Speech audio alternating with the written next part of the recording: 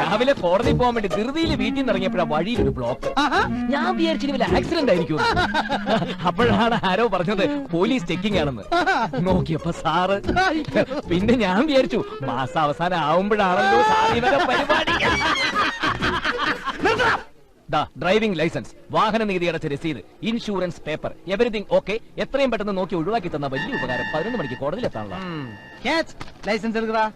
ഓ licence എടുക്കടാ. അതല്ലേ ഇപ്പൊ തന്നത്? എപ്പോ തന്നു? എന്തോ എന്താ? ഓ അങ്ങനെ. ഓ ഇപ്പൊ ഇങ്ങനെയാ. സാറേ, ഇത് വക്കാലത്ത് നാരായണൻകുട്ടിയാ. അയാളോട് നിയമം പറഞ്ഞാലേ സാറിന് ഉത്തരം മുട്ടിപ്പോവും.